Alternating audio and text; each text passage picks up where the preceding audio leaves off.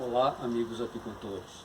Neste pequeno vídeo vamos abordar um tema que é de grande importância, que é o povoamento das colmeias e a manutenção da qualidade dos enxames no plantel.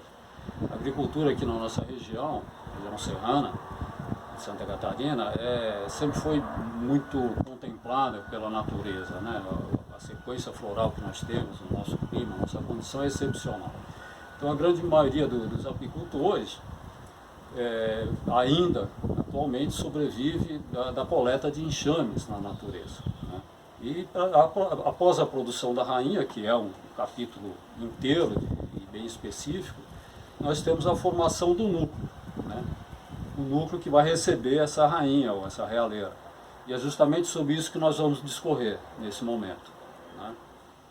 Bem, então como se coleta enxames na natureza, é muito frequente que ocorra isso, né?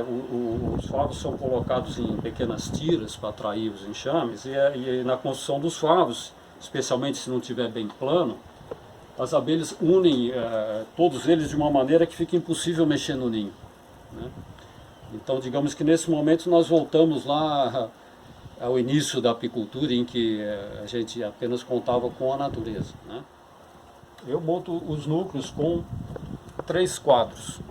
O núcleo de fecundação, ele não precisa ser muito forte, né?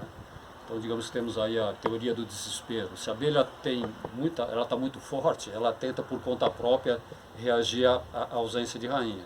E se você deixa ela numa situação crítica, ela aceita o seu manejo, crises.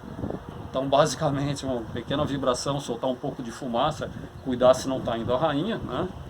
E você faz a montagem do núcleo.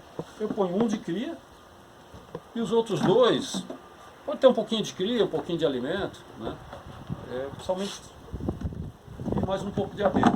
Então se eu tiver um favo com esse tanto de cria fechada, bem madura, dos 2 lados, e coberto aqui de abelha, um favo, já é o suficiente. Eu uso esse cavalete de maneira que eu monto 2 ao mesmo tempo. E na montagem eu utilizo essa manta, que mantém as abelhas aqui dentro. Além disso, depois ela vai ter um efeito térmico aqui, com o seu enxame fraco, e de proteção contra inimigos, um ataque de outras abelhas, uma pilhagem, uma formiga, né? Então essa manta é muito importante.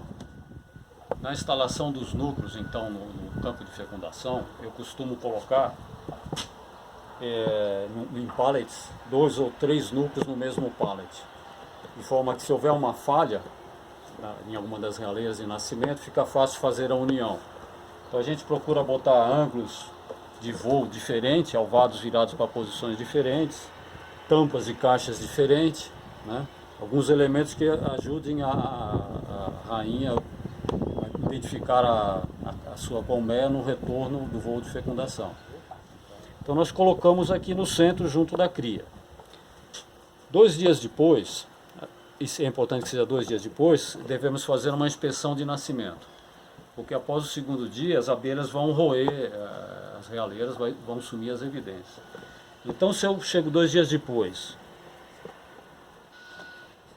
e uma que por acaso não tenha nascido, você imediatamente faz a união com a do lado. Você vai ter colmeias do lado, então as campeiras vão se dividir facilmente, né? Como a do lado vai ter um alimentador de coxo, você tira o alimentador imediatamente e já passa o favo com cria daquela que falhou, fazendo a união, né?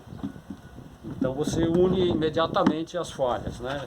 Geralmente 20, 30% de falha é comum, né, nessas fases de nascimento e fecundação, né? Se você tiver 70% de resultado final, você foi muito bem.